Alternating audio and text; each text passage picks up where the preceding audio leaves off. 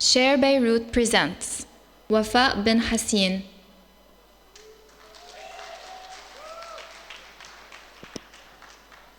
Hello, everyone. How is everyone doing? Good? Cool. So I'm here to talk about the law, and I want to first hear from everyone else before I start to talk. So what do you think of when you first look at the law? Yell it out, just anything. It sucks. Okay. So usually the first reactions that I get when I mention the law look something like this. So people yawn, they think it's boring, sleepy, Or you get this look where people just want it to go away. It's actually much more important than that. So let's go on a little trip back, and I'm going to show you all a video of the Tunisian revolts, and this video dates back to January 13th, I believe.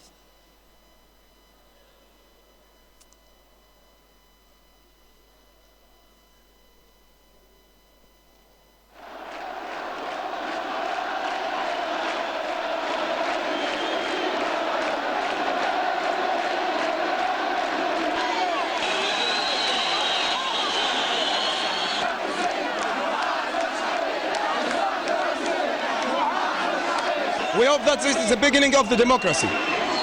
We hope that we elect our president, someone not parachuted from outside.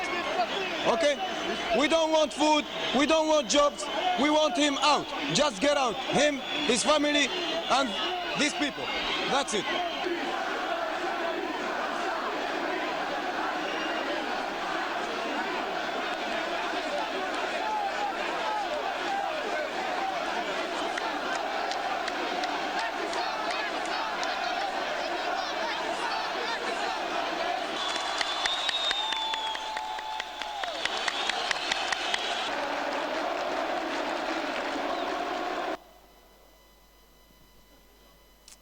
Legal jobs in Lebanon. So, when you look back to what Tunisians actually fought for, he said, we don't want jobs, we don't want food, we want him out, we want to elect our own president, we want equality, dignity, and more than anything else, we want justice. Justice. How can we work for that? What does it mean? It's such an all-encompassing word, right? It encompasses corruption, not having corruption. It encompasses not having censorship. It encompasses people getting their fair share of what is fair. Where do we start?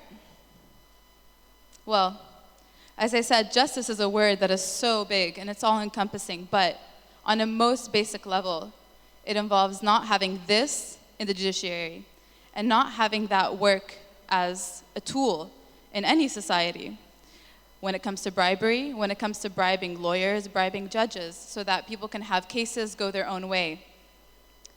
So it involves not having any of that. It also involves legal justice, meaning that justice is blind. It doesn't matter who you are, what you're doing. You could be a student, you could be somebody on the streets, you could be a president, former president. Justice will have to serve you just like everybody else. Justice are the wheels that keep society moving, for better or for worse. Because we all know that when Ben Ali was president, we had the antithesis of justice, which was injustice, meaning that there was corruption. People didn't know what the law really meant, and more than anything, there was a void of rule of law. So it's not that boring, because not having rule of law can lead to revolution, and revolution is fun. I think we all agree on that. How can we start to work for justice if we don't start with education? How can we start to build a democracy after revolts and after having the president leave and after electing a parliament or a constituent assembly and having a government without teaching our students what the law is and what justice really means? When you talk to students today in Tunis about legal education, they tell you that it's all theory. It's boring. They're memorizing lectures. They don't know what the philosophies are behind what they're studying, or they know and they're not being taught that in school. It's not being institutionalized on a regular basis for every single student which wants to study the law. Whoever wants to study the law should be able to and should have a fair education. They also tell you that there's no practice. We study all of this, but we don't know how to apply it. We don't know what we'll be doing after we graduate. What does it mean to be a lawyer? Who will we work for? Will we be working private, corporate, international? A lot of those lines are very, very blurred in Tunis. This is particularly troublesome when you're talking about a country that has to ensure not just normal justice, but also transitional justice. It's very important because transitional justice also involves going back into files of the past. It involves going back and seeing whose rights were stepped on 5 years ago, 10 years ago, 15 years ago. It involves a lot of peculiarities that aren't involved with any normal society that is ensuring a fair level of justice on a consistent basis. This is a special case. How can we start to change this? Well, something I really believe in is professional mentoring. And using my privilege as a law student in the United States, I see a lot of this, and I have the privilege of experiencing a lot of this professional mentoring, which essentially means that I have a lawyer that I work with on a consistent basis who helps me get the job that I want to get, or helps me understand how I can be a better lawyer. Or let's shift the conversation a bit and not just talk about lawyers. We can also talk about judges. Their job is equally, if not more important, because they are basically the gatekeepers of justice, right? They make all these decisions. You can't have a judge that is willing to accept money. You can't have a judge that doesn't understand certain peculiarities in transitional justice. And you can't have a judge who doesn't know how to be a judge. It's very simple, right? So this is where my idea of my NGO comes in, right? So there's something I believe in, and it's called selective importation. So Anna, I'm using my privilege as being a Tunisian who happens to be born in the US, whether rightfully so or not so much, but I believe in taking the best out of whatever society you live in and helping to share that with other people. And this is what I believe this conference is all about. It's about sharing good ideas and a selective importation of what works. And obviously, not everything that works in one society can work in another. So you can't just do a copy and paste of one program into another country. That's why it's selective. So what does work for Tunis might not work for the US and vice versa. The question, can we? I think that's one of the most important questions that any student, any human being can ask. Can we do this? Can we bring this program, such as a professional mentoring program, to Tunis? Can we bring legal clinics to Tunis, which is something that I believe is incredibly important. So legal clinics involve students acting as lawyers, but they're still students, but they're lawyers. So they're doing two things at once, which is great because a lot of people don't have the opportunity to do something so hands-on as a student, even in the US and even in any other country that, you know, just in general, not in sectors of legal study. A lot of social sciences don't have the same opportunities to do the same thing. So the program involves an exchange of students, professors, lawyers, and even counselors, which a lot of people ignore in the legal community because having a legal career counseling service institutionalized in the university is so important because, so let me go back a little bit. The NGO I'm creating is called LEAD, and Legal Education Advancement and Development, and it has two main goals. One of them is to enhance the education, legal education, and the second branch is to actually prepare the students for a career, to have them be ready to be out there in the legal workforce once they're graduated. Once they're the third year, fourth year of law school, they should be ready to go.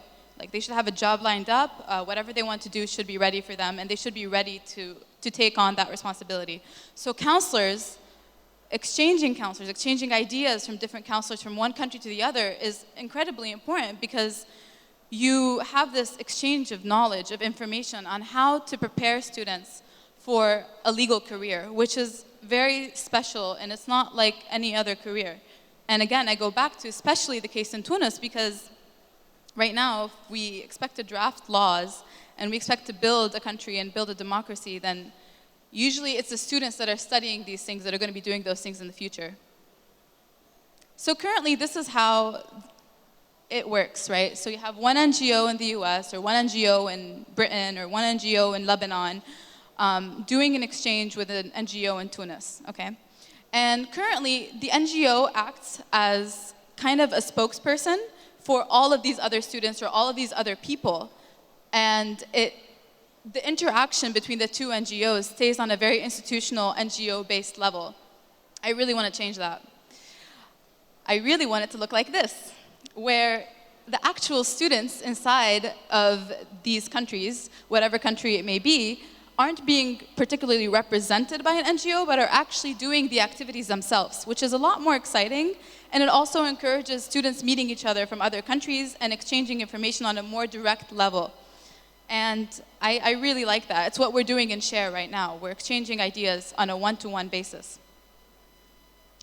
It's a quid pro quo. Sorry to go Latin on you, but so I give you something, you give me something else. So when a student will be exchanging information with a student back in the US, in my case, it's not just going to be a student in the US giving them ideas about clinical programs or how to be ready for the workforce. It'll also be having students and professors come from Tunisia to the United States to give ideas and give colloquiums and share knowledge.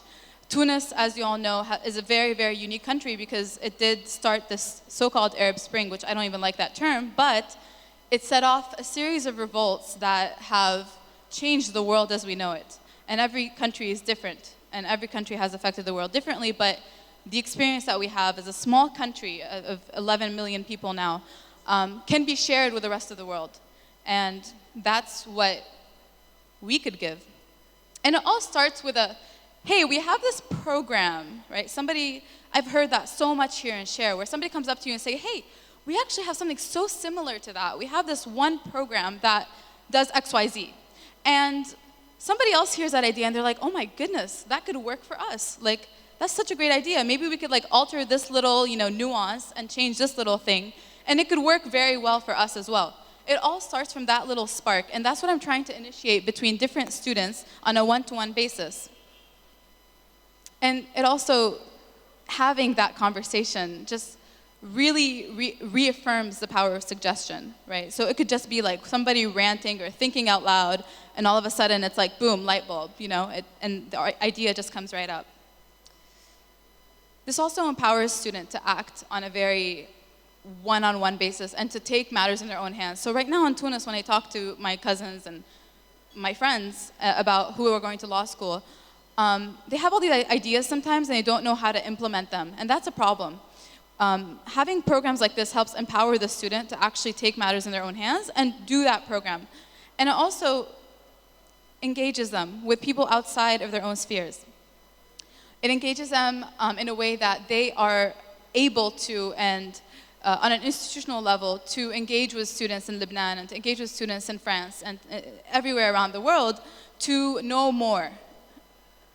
And we go back to this. So the interwebs, this is how I plan on actually getting this one-on-one interaction happening through an online platform. And I need some help with that. So if you're interested, talk to me later. But the interwebs and justice, you can't see it, but it's a love story. One more thing I wanted to say before I close is just how we use the internet in Tunis, social media, Twitter, Facebook, all of that, to topple a dictator and to bring down Ben Ali and his government and not everybody that was with him, but we change things. We can also use the internet to build. And I think that's more challenging than deconstructing. Constructing is always more difficult. And I think we have to be up to that challenge, and we have to show that we can actually use the internet not only to destruct, but also to construct. And I see a lot of efforts happening in Tunis, and that's very inspiring, but we have to make a better effort. So with that being said, if you have any questions or comments, or if you are also involved in some sort of legal program or law schools anywhere around the world, just get in touch with me, because I really want to hear about your experience, and maybe we could work together. So, and here's my email for all of you. And thank you so much.